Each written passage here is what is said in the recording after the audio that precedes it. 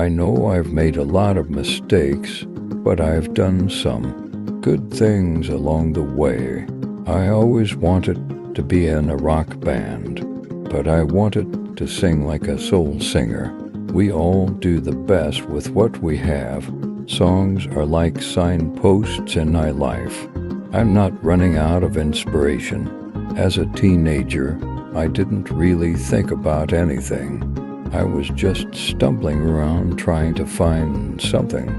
I used to think anyone with abandonment issues was a waste of space, but you do need to get help. Blokes don't talk about those things. It's a taboo in the bloke world.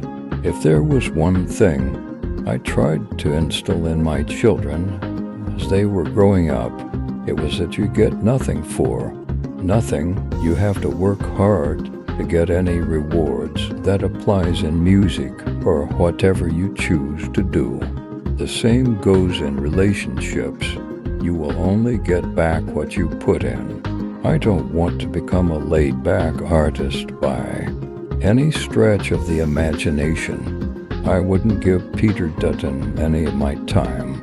It's a waste of time speaking to someone like him because they just spread lies and propaganda. He doesn't represent me.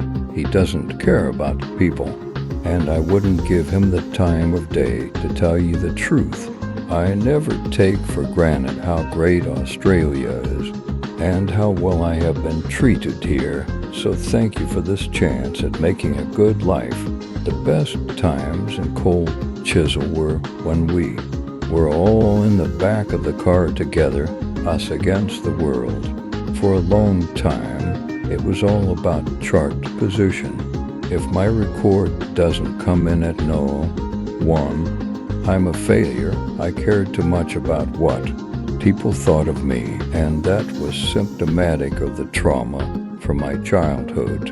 In 1972, I climbed out of my bedroom window and ran away from home with my older sister and her friends to go to the infamous Sunbury Rock Festival. I was probably born an alcoholic. I'm one of those people who can't sit still. I like to be doing something. I cook. I've been painting. I know that life is full of lessons to be learned, and my children will have to learn their own. But I hope I have broken the cycle of shame and fear that plagued my childhood. Around 2001, I went to rehab in Arizona, and I started to see what was going on and how the past affected me. I started to get a grip on it, but over the next decade, I reverted to the behavior I used to protect myself when I was young, being mindless, being defeatist, and full of bravado.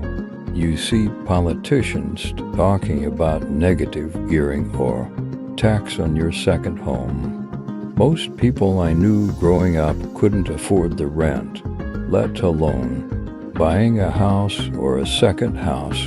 No matter how much poverty you grow up with, you shouldn't be subjected to violence and abuse.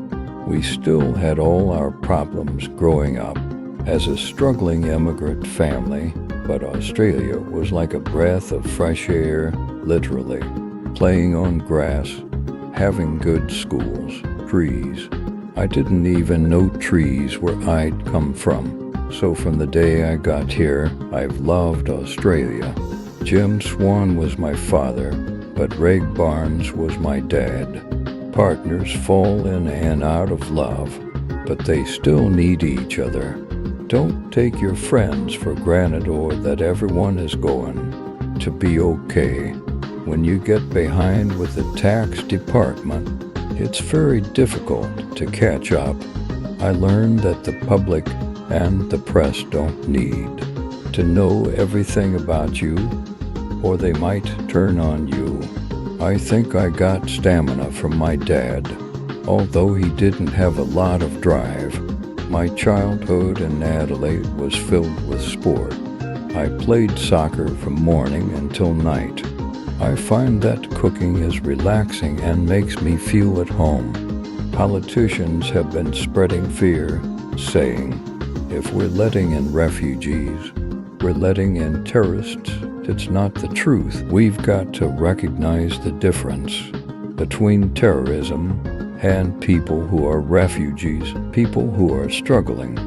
No matter what day we celebrate Australia Day, let's celebrate it together and give thanks to the original inhabitants of this vast country. We are lucky to be sharing it with them. I've been writing books because it's been my way of dealing with the demons. The act of sitting down and writing the books down has started healing process that's been long overdue.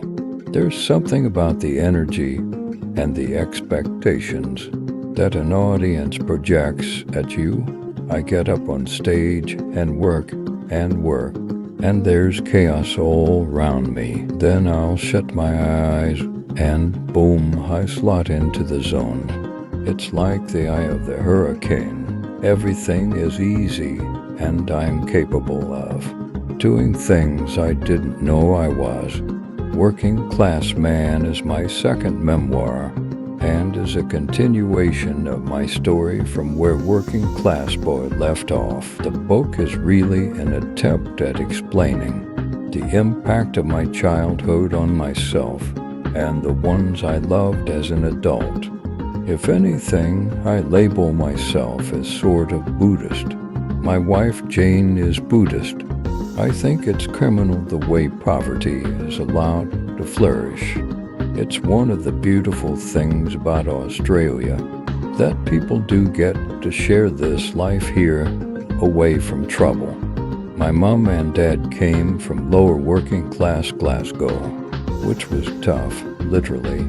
If you see a cat there with a tail, it's a tourist. I always thought I could be brave and charge at things and smash them and walk away, but it takes courage to sit and look at things and say, this is what I am, how do I fix it, how do I live with it? It's a real bloke thing, not talking to people, because it's not manly to get help. I love spending money, I always have. I like people of faith, and I believe the more people who have spirituality, the better the world will be. It's about peace and tolerance. I've had a lot of ups and a lot of downs, but I don't look back on anything with regret. I'm an immigrant. I hate fear politics.